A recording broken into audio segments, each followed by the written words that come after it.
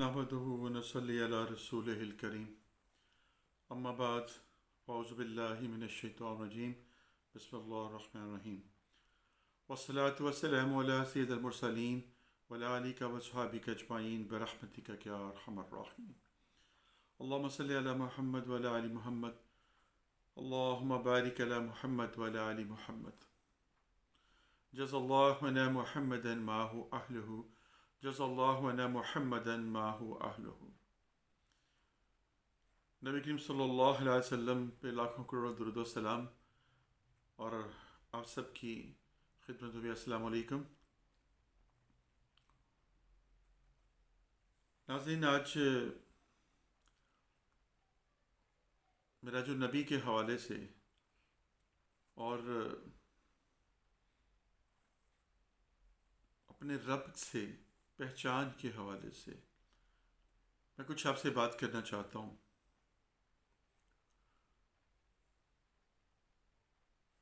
بات یہ ہے کہ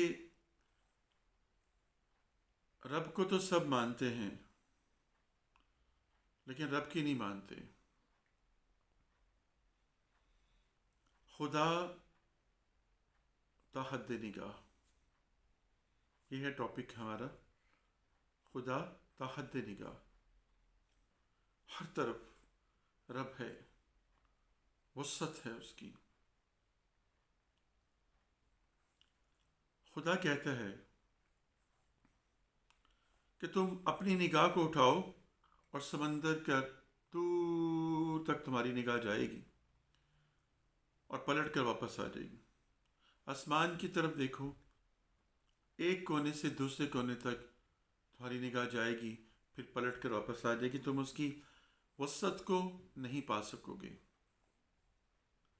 جب تم میری بنائی ہوئی چیزوں کی وسعت کو نہیں پا سکتے، تو جو میری صفت ہے واسع، اس کو کیسے پاؤ گے؟ اس صفت کو کیسے پا سکتے ہو؟ یہی ایک لاجک ہے جس کو میں آپ سے شیئر کرنا چاہتا ہوں کہ خدا تا حد نگاہ، کہ جدھر تک آپ کی نگاہ جاتی ہے وہاں پر صرف رب ہی رب ہے اور کچھ نہیں ہے۔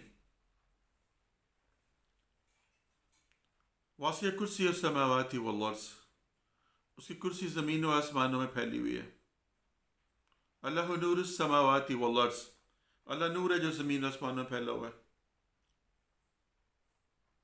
اب ان باتوں کو ذہن میں رکھ کے جو ہم بارہا شیئر کر چکے ہیں، ڈسکس کر چکے ہیں، آپ آج کے ٹاپک کو دیکھیے۔ اس سے پہلے میں آپ کو تھوڑی سی ایک بات ہی بتانا چاہتا ہوں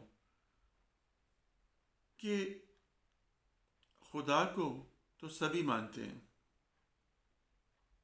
اللہ تعالیٰ نے جتنے انسانوں کو پیدا کیا وہ سب کے سب خدا کو مانتے ہیں اور تھے،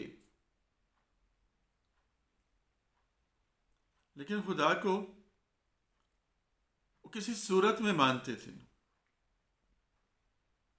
کوئی چاند کی پوجا کر رہا ہے، کوئی سورج کی کر رہا ہے، کوئی ستاروں کو پوجا کر رہا ہے، کوئی کس چیز کو کر رہا ہے، کوئی بتوں کی پوجا کر رہا ہے۔ الغرض سب کے سب جو ہیں اپنے اپنے انہوں نے گاڈ بنا کر تو ان کی وہ پوجا، ان کی وہ عبادت کرتے تھے۔ جو غائب ہے، جو نظر نہیں آتا اور ہر جگہ پر موجود ہے، اس کو کوئی نہیں جانتا تھا، اس کو کوئی نہیں مانتا تھا۔ ایون کہ جو دہری ہیں وہ بھی کہتے ہیں کہ ہے کوئی ایسی فورس، کوئی ایسی طاقت جو اس یونیورس کو چلا رہی ہے۔ ہمارے نبی صلی اللہ علیہ وسلم نے ہمیں رب سے تعارف کروایا، ہماری پہچان کروائی۔ رب کی پہچان اللہ کے نبی نے کروائی کہ غائب ہے اور ہر جگہ پر موجود ہے، غائب ہے، ہر جگہ پر ایکشن کر رہا ہے۔ اس کا کلام قرآن جو کہ اللہ نے اپنے نبی صلی اللہ علیہ وسلم کے ساتھ کیا۔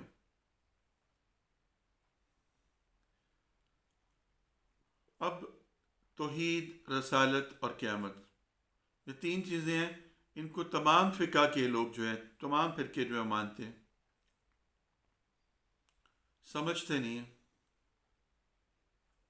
میں جو بات کہنا چاہ رہا ہوں اس کو ذرا غور سے سمجھنے کی کوشش کیجیے گا۔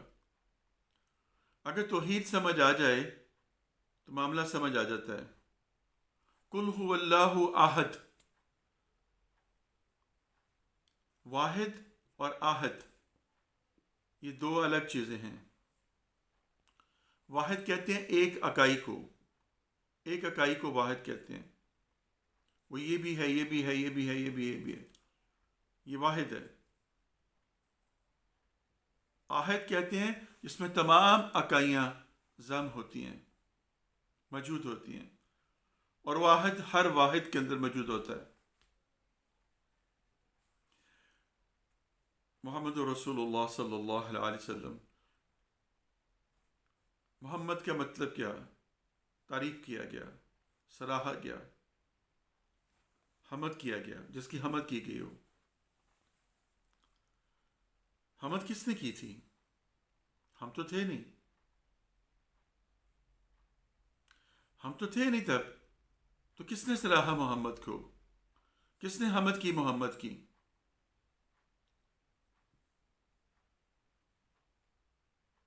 اللہ نے۔ اللہ نے حمد کی اپنے محمد کی۔ احمد سے محمد ہو گیا، اور آپ کے لیے، ہمارے لیے رحمت للعالمین بنا کر بھیج دیا۔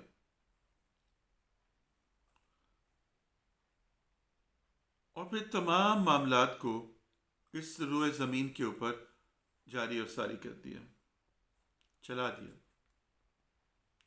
اس فلسفے میں الجھنے کی یا اس میں بحث کرنے کی ہمیں کوئی ضرورت نہیں ہے۔ میں صرف آپ کو لاجک سمجھانے کی کوشش کر رہا ہوں، آگے سمجھ دینا، توفیق دینا اللہ کا کام ہے۔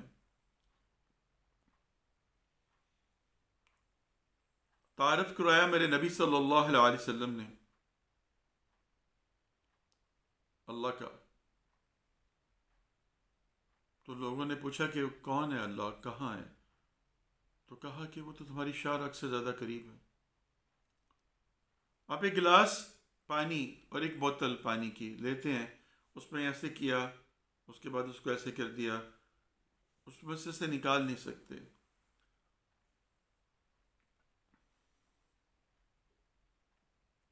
اللہ نور السماوات والارض، اللہ نور ہے جو زمین اور آسمان میں پھیلا ہوا ہے۔ ہمیں یہی پڑھایا گیا، ہمیں یہی بتایا گیا کہ اللہ نے 6 دنوں کے اندر زمین آسمانوں کو پیدا کر دیا، اور اس کے بعد 7ویں دن اپنے عرش کے اوپر جا کر بیٹھ گیا۔ ہم یہیں پہ آ کر الجھ جاتے ہیں۔ اللہ کو ہم نے محدود کر دیا، وہ محدود نہیں ہے۔ اس نے خود بتایا کہ واسع کرسی السماوات والارض، میری کرسی جو ہے وہ زمینوں اور آسمانوں میں پھیلی ہوئی ہے۔ تو کرسی کے پائے، کرسی کے پاؤں زمین پہ ہوتے ہیں، وہ زمین کے اندر تک پھیلے ہوئے ہیں۔ وسط، مشرق، مغرب، شمال، جنوب، اونچائی، معراج، بلندی، سدرۃ المنتہا، اس انتہا تک ہے۔ اور سورہ نور میں اللہ فرماتے ہیں کہ میری نور کی مثال ایسے ہے جیسے کہ ایک چراغ جو ہے ایک تاج میں رکھا ہوا ہے اور زیتون کے مبارک تیل سے جل رہا ہے، اور سورج کی روشنی اس کے پل رہی ہے۔ وہ نہ مشرق میں ہے، نہ مغرب میں ہے، نہ شمال میں ہے، نہ جنوب میں ہے، سب طرف اس کی یکساں ہے۔ تو یہ بالکل رب نے خود فرما دیا۔ رب کہتا ہے کہ جب تم عبادت کرنے لگتے ہو، نماز پڑھنے لگتے ہو، تو اپنا رخ میری طرف، قبلے کی طرف کر لو، میرے گھر کی طرف کر لو، اور اگر تمہیں نہیں معلوم تو جدھر یہ مانے کا لب اس طرف منہ کر لو، میں وہیں ہوں گا۔ ایمان یقین کو کہتے ہیں، دل سے مان لینے کو کہتے ہیں۔ ایمان مجمل، ایمان مفصل پڑھتے آ رہے ہیں، آپ پڑھتے آ رہے ہیں۔ مجمل کیا ہے؟ کہ دل سے مان لینا، زبان سے اس کا اقرار کرنا، اور عمل سے اس کا اظہار کرنا، اللہ کی صفات کو ہر طرح سے، جس طرح سے اس کی شان ہے اس طرح سے قبول کر لینا. جب اللہ کی جو شان ہے اس شان کی طرح اس کو قبول کر لیں گے، اس کو مان لیں گے، تو آپ نے ایمان کے اس درجے کو پا لیا.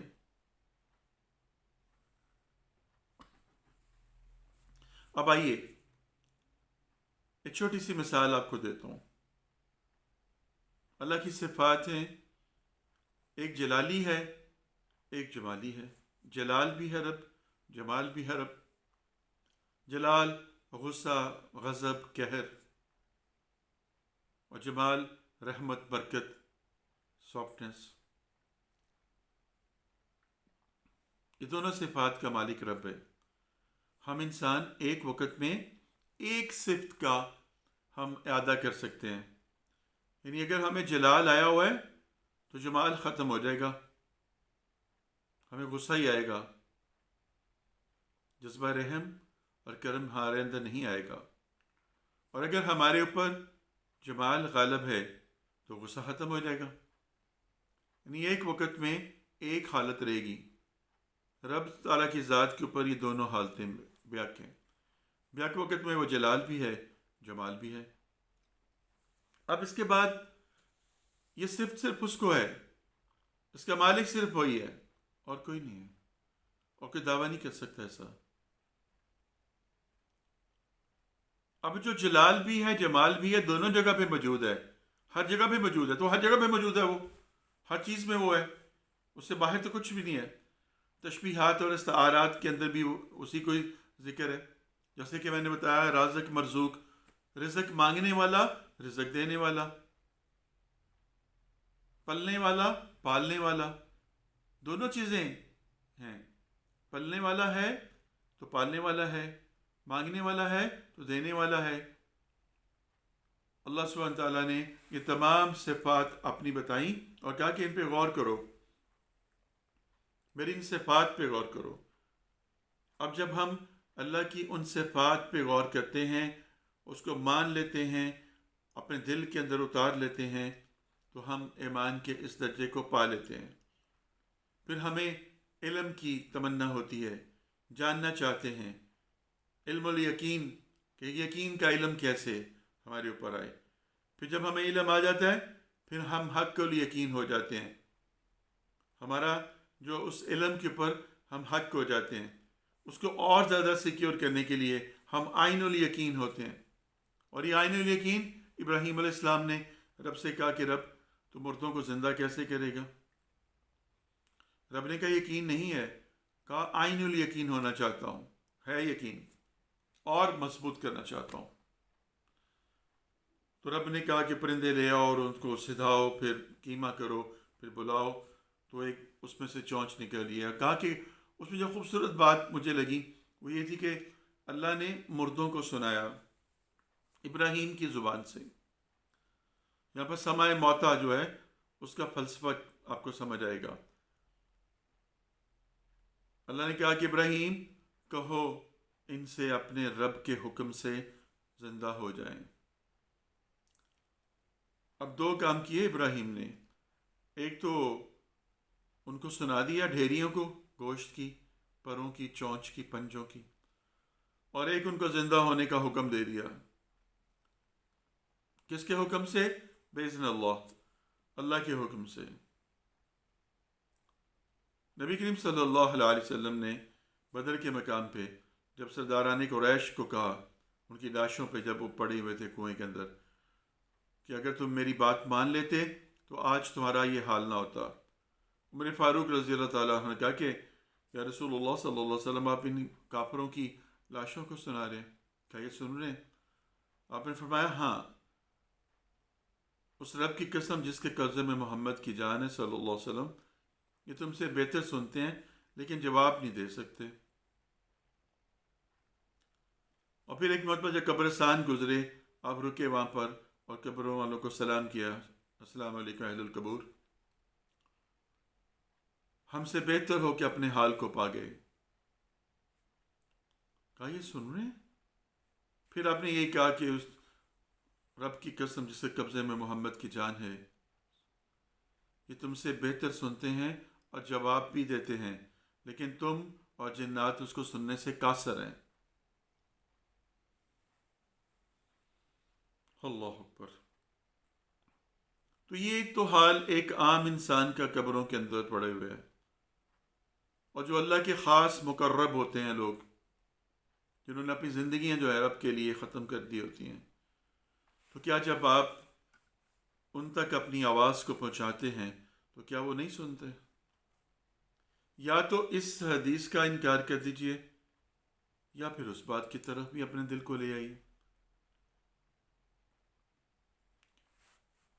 یقین جانیے بہت دکھ ہوتا ہے کہ لوگ تو معراج کو بھی ایک روحانی پرواز سمجھتے ہیں۔ کبھی نہ سمجھیے گا، کبھی نہ سمجھیے گا، معراج جو ہے جسم اور روح کے ساتھ ہے۔ میں نے اتنی دفعہ یہ واقعہ معراج سنایا ہے کہ یہ تسلی نہیں ہوتی، ہر دفعہ کچھ نہ کچھ لطف اور ہی آتا ہے۔ ایسے لگتا ہے جیسے کہ مجھے کہا جا رہا ہوتا ہے کہ سناؤ، بیان کرو۔ آپ صلی اللہ علیہ وسلم کے پاس جبریل آئے اور کہا کہ یا رسول اللہ صلی اللہ علیہ وسلم، اللہ نے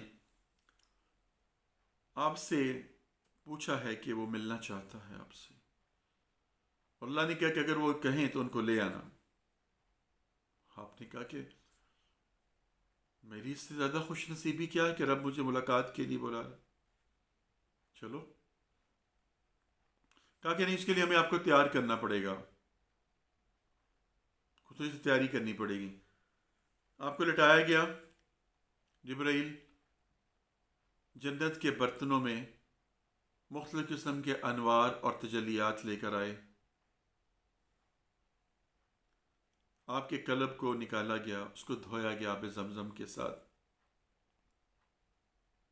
پھر آپ کے قلب کے اندر وہ انوار اور تجلیاں بھری گئیں، قلب کو وہاں رکھا گیا، پھر سی دیا گیا،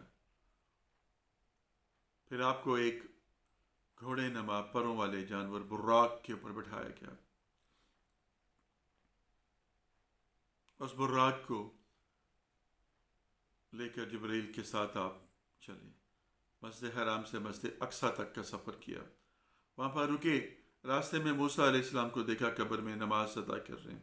اب دیکھیے اس کے اندر ہی آپ کو بہت کچھ ملے گا۔ موسیٰ نماز پڑھ رہے ہیں، سرکار خود فرما رہے میں نے موسیٰ کو قبر میں نماز پڑھتے ہوئے دیکھا۔ صحابہ نے کہا کہ یا رسول اللہ صلی اللہ علیہ وسلم، کیا جب ہمارے جسم مٹی ہو جائیں گے تو یہ کیا؟ انہوں نے کہا کیا تمہیں خبر نہیں پہنچی کہ ہم انبیاء اپنی قبروں میں زندہ ہوتے ہیں، یہ مٹی ہمارے بدن کو نہیں چھوتی۔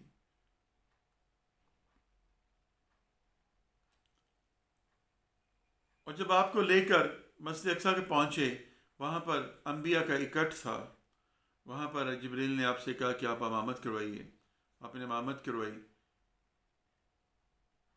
امام الانبیاء ہو گئے۔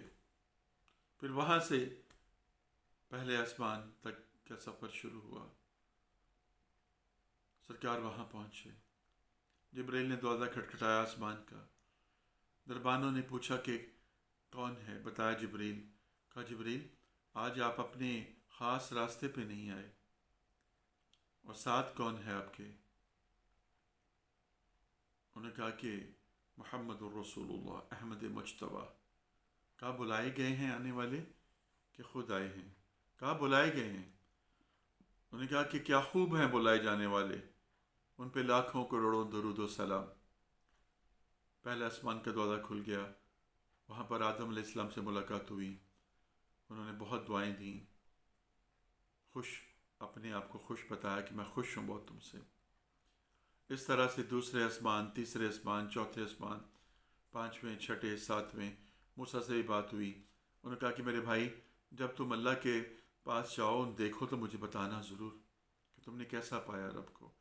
میں نے تو دیکھنے کی کوشش کی، خواہش کی، تو میں تجلی کتاب نہیں لا سکا۔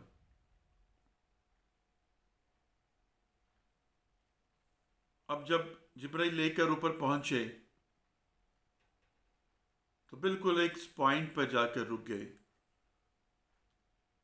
کہا کہ یا رسول اللہ صلی اللہ علیہ وآلہ وسلم، اس سے آگے میں ایک قدم نہیں بڑھا سکتا، میری حد اتنی ہے. اب اس سے آگے آپ کا اور آپ کے اللہ کا معاملہ ہے. میں یہاں کھڑا ہوں، جب مجھے کہیں گے میں آپ کو واپس لے چلوں گا. سرکار فرماتے ہیں جبرائیل مجھے چھوڑ کر ادھر ہو گئے. میں وہاں پر اکیلا تھا، کچھ بھی نہیں تھا، چاروں طرف ایک روشنی تھی. مجھے کچھ خوف سا محسوس ہوا. آواز آئی، حبیب پاس آئیے، حبیب پاس آئیے. آپ فرماتے ہیں میرے دل کو کچھ حوصلہ ہوا. میں اس آواز کی طرف بڑھا، آواز پھر آئی اور پاس آئی. میں اور پڑھا، آواز آتی گئی، میں بڑھتا گیا. جو میں آگے بڑھ رہا تھا تو وہ نور کی چادر گہری ہوتی جا رہی تھی. ہر طرف نور ہی نور تھا، روشنی ہی روشنی تھی. تو خدا تھا، حد نگاہ تھا. اور آپ فرماتے ہیں ایک وقت ایسا آیا کہ میں اس روشنی کا حصہ بن گیا، اس میں ضم ہو گیا. مجھ میں اور اس روشنی میں کوئی فرق نہیں رہا، میں اس کے اندر چلا گیا. دوئی ختم ہو گئی، اکائی ہو گئی. اس آہت کے اندر وہ واحد بھی جذب ہو گیا. پھر نظر کو جو دکھایا گیا وہ دیکھا، جو سنایا گیا وہ سنا. نماز ملی، آج کی خاص جو معراج کا تحفہ وہ نماز. نماز کیا ہے؟ کبھی نماز کو ترجمے کے ساتھ پڑھ کر دیکھیں. ہم کہتے ہیں کہ قرآن جو ہے وہ کیسے شفا ہے، قرآن کیسے ہدایت ہے، قرآن کیسے صلاح کرتا ہے اور اصلاح کرتا ہے. تو جب آپ ترجمہ پڑھیں گے تو آپ کو پتہ چلے گا کہ کیسے کرتا ہے.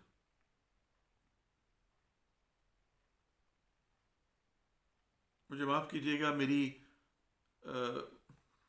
حالت جو ہوتی ہے نا، یہ جب میں واقعہ معراج بیان کرتا ہوں میں نہیں سنبھال پاتا خود کو. اس محبوب کا مقام اور مرتبہ کیا ہے، آپ یہاں سے اندازہ کر لیجیے کہ جدھر دیکھوں تیری تصویر نظر آتی ہے. رب نے قرآن میں کہا کہ میں اور میرے فرشتے آپ صلی اللہ علیہ وسلم پر درود و سلام بھیجتے ہیں. اے ایمان والو تم بھی بھیجو. کبھی معراج کی رات میں ایک رات صرف اللہ کے ساتھ درود اور سلام بھیجیے اپنے نبی پر.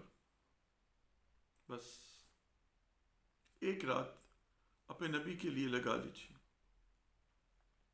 مت مانگیے دنیا اس رات میں، مت مانگیے اپنے لیے معافیاں، مت مانگیے اپنے لیے یہ وہ سب چھوڑ دیجیے. نوافل پڑھ کے سجدہ شکر ادا کریں اور کہیں کہ رب تیرا شکر ہے کہ تو نے ہمیں نبی صلی اللہ علیہ وسلم کا امتی بنایا. تیرا شکر ہے کہ تو نے ان کو معراج کروائی. تیرا شکر ہے کہ تو نے ان کو نماز عطا کی. تیرا شکر ہے تو نے ان کو کلام عطا کیا، ہم کلامی کروائی، ملاقات کی ان سے. تو آج کی رات صرف شکر ہی کریے، درود پڑھیے، سلام پڑھیے اور آقا کی شان کو بلند کیجیے. ایک رات، صرف ایک رات کیا نہیں کر سکتے آپ؟ 2-3 گھنٹے نہیں کر سکتے آپ، تو پھر عاشق نہ کہیے خود کو. ویسے بھی میں نے ایک دفعہ ذکر کیا تھا کہ اپنی زبان سے عاشق عاشق کہنا جو ہے وہ جچتا نہیں ہے، وہ جھوٹا ہے، کاذب ہے. جب آپ جا رہے ہوں، جب آپ بول رہے ہوں، جب آپ بیٹھے ہوں، جب آپ کچھ بھی کام کر رہے ہیں، تو دیکھنے والا کہے کہ یہ ہے عاشق رسول، یہ ہے عاشق رسول، یہ ہے عاشق اللہ کا اور اللہ کے نبی کا. عشق وہ آتش ہے غالب جو لگائے نہ لگے اور بجھائے نہ بجھے. یہ جب آگ اندر جل جاتی ہے نا تو ہر وقت کا سیک، ہر وقت کا ہلکا ہلکا سیک پڑتا رہتا ہے. تواں تخدا رہندا ہے ہولی ہولی، تواں تہے میرے مرشد والا جا پھولا تے لال ہو. یہ ایک عجیب رنگ ہے، ایک عجیب فلسفہ ہے، ایک عجیب کیفیت ہے.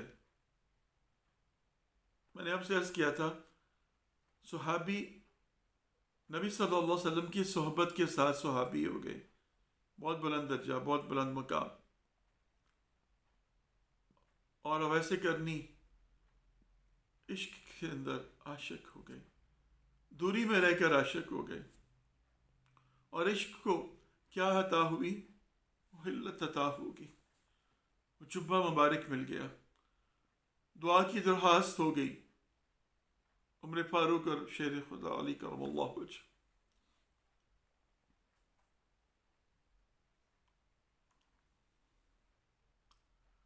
ان کو کہا گیا کہ اپنے لیے دعا کرانا، ان کے پاس جا کر دعا کرو. یہ عشق کا اور عاشق کا مقام ہے. صحبت تو محبت پیدا کرتی ہے، صحبت تو قربت پیدا کرتی ہے، صحبت تو طلب پیدا کرتی ہے. لیکن دوری جو ہے یہ جذب پیدا کرتی ہے، دوری جو ہے یہ تڑپ پیدا کرتی ہے، دوری جو ہے امید پیدا کرتی ہے، دوری جو ہے آزمائش بنتی ہے، دوری جو ہے عطا بنتی ہے. اور دور رہ کر جو اپنے محبوب کا ہر وقت تصور یار کیے رکھے، لطف وہ ہے. اب دیکھیں نا، سرکار وہاں پر ہیں اور وہ کرن میں ہیں، وہ سرکار کو وہاں پر خبر ہو رہی ہے. عائشہ صدیقہ سے کہہ رہے ہیں کہ رضی اللہ تعالیٰ عنہ سے کہ آئے گا ایک، روکنا اسے، پوچھنا اس سے پانی شانی، لیکن وہ رکے گا نہیں. سرکار کی ملاقات ہی نہیں ہو سکی. تو قرآن میں رب نے فرمایا ہے کہ مساکینوں کو دو، کھلاؤ کھانے ان کو بھی، اور اس کو بھی مسکین کو دو جو کہ مٹی میں لٹا پٹا ہوا ہے. ایک بات کہوں آپ سے،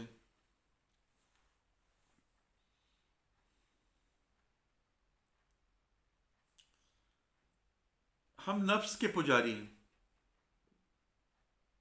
نفس کو سجاتے سنوارتے ہیں. چہرے پہ تو خوبصورتی آ جاتی ہے ہاں، لیکن اندر نہیں آتی. اور نبی صلی اللہ علیہ وسلم کی خوشبو قلب کے اندر آتی ہے.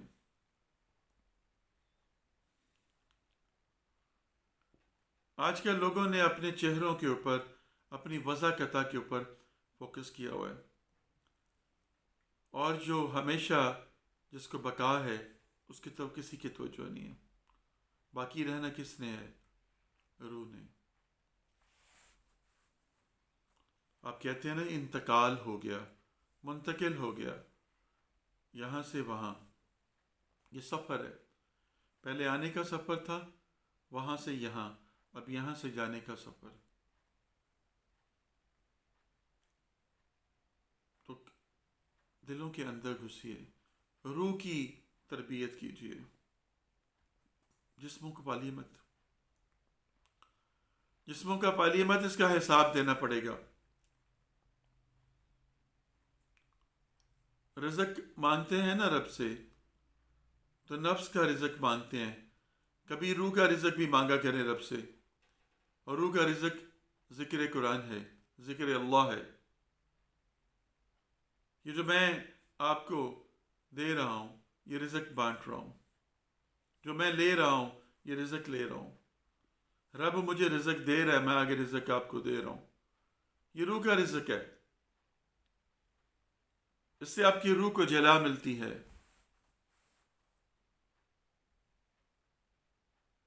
آپ کہتے ہیں نا وہ مر گیا، وہ جی مر گیا، نہیں نہیں نہیں، موت کی زندگی تو بڑی لمبی ہے،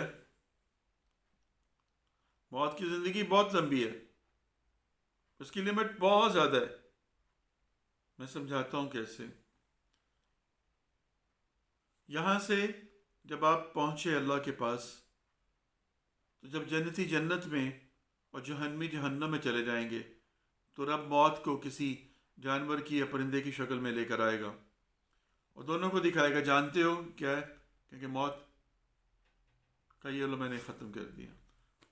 اب اس کی موت ہوئی ہے، اب اس موت کی موت ہوئی ہے، اس موت کی زندگی تب تک ہے۔ یہ دنیا کا سفر منتقل ہونا ہے، یہ انتقال ہے۔ زندگی ختم ہو گئی، موت نہیں ختم ہوئی، موت تو موجود ہے۔ موت کی زندگی حشر میں جب قیامت کا منظر پیش ہو جائے گا تب ہوگی۔ تو کیا تیاری ہے آپ کی؟ کیا تیاری ہے میری؟ مال و زر، بینک بیلنس، گھر بار، بیٹے، سواریاں، شو آف، سٹیٹس، جھوٹی نبوت و نمائش، یہ تیاری کی ہوئی، یہ نفس کی ہیں ساری۔ رب تعالیٰ قرآن میں فرماتا ہے کہ تم بہت کم غور کرتے ہو۔ رب تعالیٰ فرماتا ہے کہ انسان بے حد جھگڑالو ہے، بے حد جھگڑا کرتا ہے، نہ شکر ہے اس کے دل کے اندر میں نے چاہت پیدا کر دی ہے بیٹوں کی، مال کی، سواریوں کی، گھوڑوں کی، آج کل گاڑیاں۔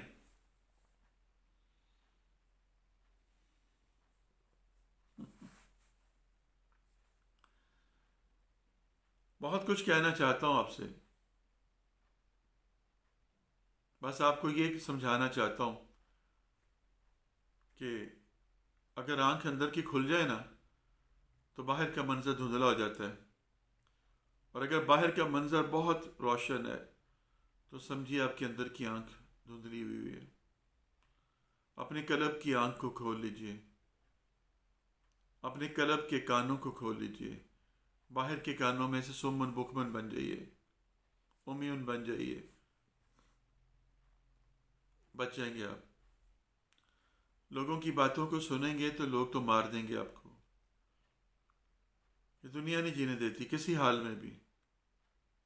اچھے کے اندر سے برائی تلاش کرتے ہیں کہ اس کی کوئی برائی ہمارے ہاتھ میں آئے، ہم اس کو ہائی لائٹ کر کے تماشا بنائیں۔ اب بروں کو کوئی نہیں چھیڑتا، برے کی رسی دراز ہے، اس سے بچتے ہیں۔ میں نے ایک جگہ پہ پڑھا، مجھے بڑا لطف آیا اس بات کو پڑھ کے۔ لکھا ہوا تھا کہ رب تعالیٰ کی ذات جب کسی کو سزا دینا چاہتا ہے نا، کسی سے ناراضگی کا اظہار کرتا ہے تو پتہ کیا کرتا ہے؟ اس کو کسی اللہ والے کی برائی پہ لگا دیتا ہے۔ جب رب کسی کو سزا دینا چاہتا ہے، جب رب کسی کے معاملات کے اوپر اس کو سزا دینا چاہتا ہے، اس کے معاملات کو پرکھنا چاہتا ہے، تو وہ کیا کرتا ہے؟ اس بندے کو کسی اللہ والے کی برائی کے اوپر لگا دیتا ہے۔ وہ بندہ اس اللہ والے کی ذات کے اندر نقص ڈھونڈتا رہتا ہے، نقص ڈھونڈتا رہتا ہے، اس کی فیملی کے اندر، اس کے اندر چھوٹی چھوٹی باتوں کے اندر، بڑے بڑے معاملات کے اندر، اس کا اٹھنا بیٹھنا، سونا جاگنا، کھانا پینا، آنا جانا، ہر ایک بات کے اندر وہ نقص ڈھونڈتا، تلاش کرتا ہے اور اس کی تشہیر کرتا ہے۔ تو اس طرح سے وہ اپنے لیے رب کی ناراضگی کا جو سامان پیدا کر رہا ہوتا ہے، کیونکہ رب کہتا ہے کہ میں ظالم نہیں ہوں، میں کسی پہ ظلم نہیں کرتا، تم خود ظلم کرتے ہو اپنے پہ۔ تو جب آپ کے دل میں کسی اللہ والے کے لیے، کوئی بھی ہو وہ، اس کے بارے میں اگر بدگمانیاں پیدا ہونی شروع ہو گئی ہیں، تو آپ اپنے رب سے استغفار کریے اور کہیے اللہ مجھے معاف فرما دے، میں نہیں جانتا یہ کیا ہے کیا نہیں، میرے اندر یہ وسوسہ پیدا ہو رہا ہے، اس وسوسے کو نکال دے، توبہ کر لیجئے، اللہ معاف کرنے والا ہے۔ لیکن صرف اور صرف اپنے رب کے ساتھ کنیکٹ رہیے، تا حد نگاہ خدا، ہر طرف خدا۔ لفظ جو ہیں، قرآن کے لفظ جو ہیں، یہ مخلوق ہیں، باتیں کرتے ہیں، یہ نور ہیں، یہ نور کے الفاظ ہیں۔ جب آپ ان کو بار بار بار بار ان سے دوستی کرتے ہیں، یہ آپ کے دوست بن جاتے ہیں۔ جب قرآن کو بار بار آپ پڑھیں گے تو یہ حروف، ان کا اندر چھپا ہوا نور، وہ آپ کے قلب کے اندر سرایت کر جائے گا اور آپ کے قلب کو منور اور روشن کرنا شروع کر دے گا، اور آپ روبرو رب ہو جائیں گے۔ رب گمان کے اوپر ہے۔ دیکھیں، رب سے خیر طلب کریں گے، خیر آ جائے گی، شر طلب کریں گے، شر آ جائے گا۔ یہ تو طلب کے اوپر ہے۔ طلب کی حقیقت میں نے بتائی آپ کو، طلب کی حقیقت یہی ہے، عبادت یہی ہے، ذکر یہی ہے، جس پہ فوکس ہو اسی کا ذکر ہوتا ہے۔ رابعہ بصری جو تھی، ان سے کسی نے کہا کہ ہم نے آج تک آپ کو شیطان کی برائی کرتے ہوئے نہیں سنا، آج تک شیطان کو آپ نے برا نہیں کہا۔ انہوں نے مسکرائی اور انہوں نے کہا کہ بات یہ ہے کہ جتنا وقت میں شیطان کی، ابلیس کی برائی میں لگاؤں گی، اتنا وقت میں رب کا ذکر کرنے سے محروم رہوں گی۔ تو کیوں نہ میں وہ وقت جو میں اس کی برائی کرنے میں لگانا ہے، اس کو برا کہنے میں لگانا ہے، میں وہی رب کی تعریف کرنے میں کیوں نہ لگا دوں۔ یہ ہوتی ہے محبت، یہ ہوتا ہے روبرو رب ہونا، یہ ہوتا ہے ہر وقت تصور جانا کر کے بیٹھنا، ہر وقت رب سے محبت کرنی، ہر وقت یار کو اندر حاضر کر لینا۔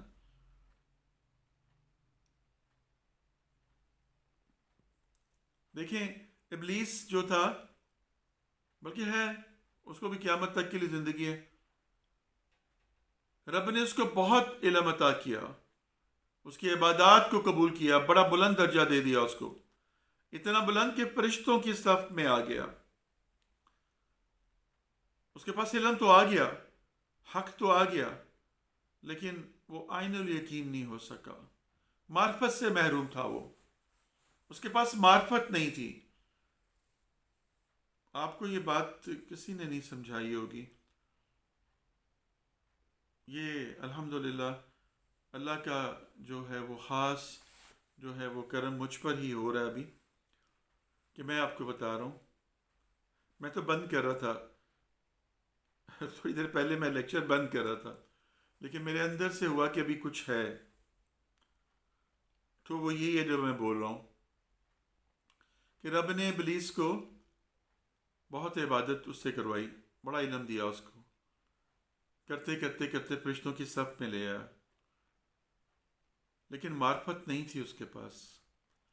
چونکہ معرفت نہیں تھی، عارف نہیں تھا، اس لیے گڑبڑا گیا۔ بن صورت کو تو مانتا تھا، رب کو بن صورت مانتا تھا، عبادت کرتا تھا اس کی، لیکن صورت والے کے سامنے آ کر محروم ہو گیا، گر گیا، ہار گیا، انکار کر بیٹھا۔ اگر اس کو معرفت عطا ہوتی تو سمجھ آتا کہ اس کے اندر راز کیا ہے۔ تو آج بھی ناظرین، آج بھی جو رب کو بن صورت مانتے ہیں اور صورت والے میں نہیں مانتے، تو وہ بھی اسی کے پیروکار ہے۔ بس اتنا ہی کافی ہے جو میں نے آپ کو بات کہہ دی ہے۔ صورت والا کون ہے اور بن صورت کون ہے، یہ فیصلہ آپ خود کریے۔ ماشاءاللہ ابھی 80-85 لیکچر آپ کو ڈلیور کر دیے ہیں، تو میرے لیکچرز، میری گفتگو ذرا ہٹ کے ہے، عام روٹین کے مولانا صاحب کی طرح کی باتیں نہیں ہیں، کیونکہ وہ تو 8 سال لگتے ہیں، 10 سال لگتے ہیں عالم فاضل بننے کے لیے، اور ایک نقطے وچ گل مکدی، ایک نقطے وچ جب ایک نقطہ آپ کو سمجھ آ جائے تو پھر ساری بات سمجھ آ جاتی ہے، اور نقطہ یہی ہے کہ عشق رسول، بس رب نے صاف کہہ دیا کہ تم سے اگر کوئی گناہ ہو گیا تھا تو میرے نبی کے پاس آتے، ان سے کہتے، وہ مجھ سے کہتے تو مجھے تم رحم کرنے والا، کرم کرنے والا پاتے، میں تمہیں معاف کر دیتا۔ یہ کہنے کا کیا مقصد تھا؟ یہ رحمت للعالمین کا سٹیٹس بڑھانے کا مقصد تھا۔ رب کو وہ جو میں نے آہد کی بات کی ہے نا، کل ہو اللہ احد، کل کہہ دو ہو وہ اللہ ہے جو احد ہے۔ تو عبادت لا الہ الا اللہ کی ہے، ماننا محمد الرسول اللہ کو ہے۔ اب بتائیں میں نے کیا غلط کہا ہے؟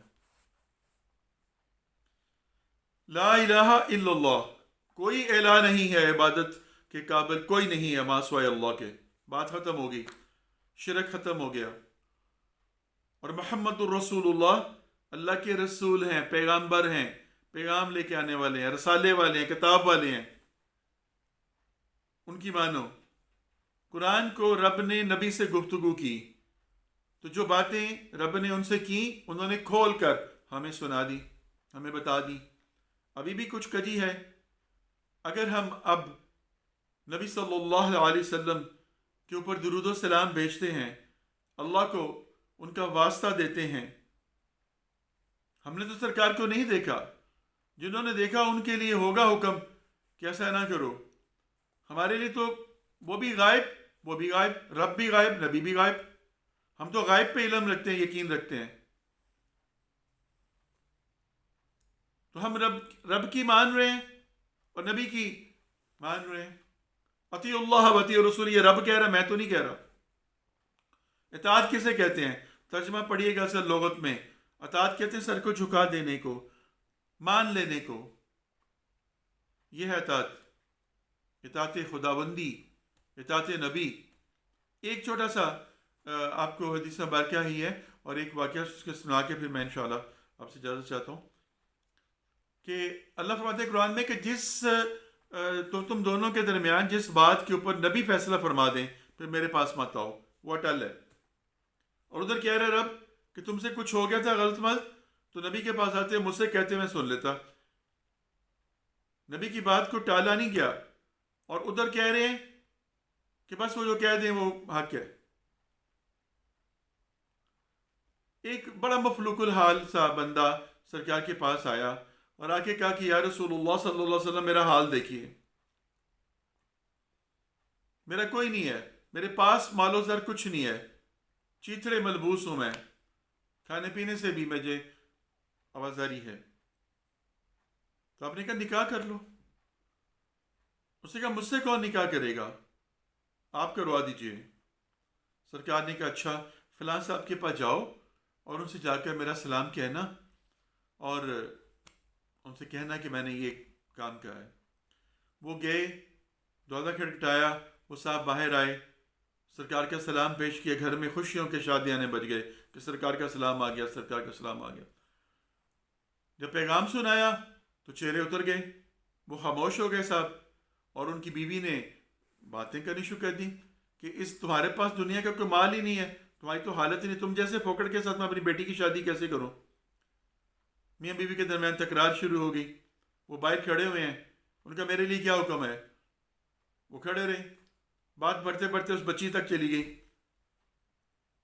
اس نے پوچھا کہ کیا ماجرا ہے؟ انہوں نے کہا یہ ماجرا ہے۔ اس نے کہا کہ کیا تم لوگوں نے سنا نہیں اللہ نے کیا فرمایا ہے کہ جس بات کا فیصلہ نبی تمہارے درمیان کرتے ہیں وہ اٹل ہے، مان لو اس کو، اس میں برکت ہے، کوئی راز ہے۔ الغرض ماں باپ نہیں مانے۔ اس نے کہا کہ میں اپنے نبی کا حکم نہیں ٹال سکتی، میں تم دونوں سے ہٹ کر اپنے نبی کے حکم کے مطابق اس بندے کے ساتھ شادی کرنے کو تیار ہوں۔ اب جائیے جا کے سرکار کو یہ پیغام دے دیجیے۔ وہ بندہ گیا، جا کر اس نے اور جب اس لڑکی کا سارا معاملہ سنایا تو نبی پاک صلی اللہ علیہ وسلم نے بہت دعا کی اس کے حق میں. اور بعد میں جب ان کا نکاح ہو گیا تو دنیا نے دیکھا کہ وہ اس شہر کا امیر ترین انسان بن گیا. رب نے نواز دیا اس کو. وَتُعِزُّ مَن تَشَاءُ وَتُذِلُّ مَن تَشَاءُ بِيَدِكَ الْخَيْرُ. تو اللہ تعالیٰ جو ہے وہ ہر جگہ پر ہے، تحت نگاہ ہے، تحت نگاہ ہے. جہاں بھی دیکھنا چاہتے ہیں وہیں پہ رب ہے. اور رب یہاں ہے، جھانکیے اپنے اندر، پا لیجیے اس کو، پا لیجیے اس کو، تلاش کر لیجیے اس کو. زمینوں کے اندر بھی ہے، آسمانوں کے اوپر بھی ہے، تمہارے دل میں بھی ہے، میرے دل میں بھی ہے. ہم سب کا رب ہے، سب کے ساتھ ایک ساتھ سلوک ہے، محبت ہے، پیار ہے، اقرار ہے. لیکن صرف اس پہ یقین آئین کے ساتھ کر لیجئے. اگر آپ آئین کے ساتھ یقین کر لیں گے تو پھر آپ کو تحت نگاہ خدا ہی نظر آئے گا. اور یہ معراج جو ہے، جو میرے نبی صلی اللہ علیہ وسلم کو رب نے کروائی، یہ یہی بتانے کے لیے کروائی کہ وہاں پر بھی میں اپنے بندے کو بلا سکتا ہوں اور یہاں پر بھی میں سنتا ہوں. یہ مقام بتا دیا. اب اس مقام سے ہٹ کر اگر آپ کچھ کریں گے تو پھر آپ صورت اور بن صورت کے اندر ہی الجھے رہیں گے. اللہ تعالیٰ ہمیں نبی پاک صلی اللہ علیہ وسلم کی بھی اطاعت کرنے کی توفیق عطا فرمائے، اللہ کی اطاعت کی بھی توفیق عطا فرمائے، اور ہمیں نیکی کے راستوں پہ چلنے کی توفیق عطا فرمائے. کچھ بات غلط نکل گئی ہو مجھ سے، کسی کی دل آزاری ہوئی ہو، اس کے لیے اللہ سے بھی اور آپ سے بھی معافی مانگتا ہوں. اور جو باتیں اگر آپ کو اچھی لگیں تو ان کو خود بھی سنیں، ان کو سیکھیں، سمجھیں، قرآن سے مدد لیں، اس کے بعد پھر آگے اس کو پروموٹ کریں. اور دوسری بات ایک اور میں چلتے چلتے آپ سے کہہ دوں کہ پیر، بابے اور اس طرح کے نام نہاد قسم کے عامل، ان کی کیٹیگریز سے اللہ والوں کی کیٹیگریز کو الگ کر لیجئے. جو اللہ والے ہوتے ہیں ان کی کیٹیگری اور ہے، یہ پیر بابوں کی اور عاملوں کی کیٹیگری اور ہے. یہ دنیا کے کھلاڑی ہیں، یہ دنیا دینے لینے کے لیے ہیں. اس لیے سب کو ایک ہی نظر سے مت دیکھا کریں، سب کو ایک ہی لاٹھی کے ساتھ مت ہانکا کریں. اور کم از کم میں آپ کے سامنے ہاتھ جوڑ کے عرض کرتا ہوں کہ میں کوئی پیر نہیں ہوں، میں کوئی بابا نہیں ہوں، میں صرف ایک اللہ کا بندہ ہوں. اس کا بڑا کرم ہے مجھ پر، وہ مجھ پر نگاہ کرتا ہے. میرے حق میں بس دعا کیجئے کہ اللہ مجھے سدا اپنی نگاہ میں رکھے. وما علینا الا البیان. صدق اللہ العظیم.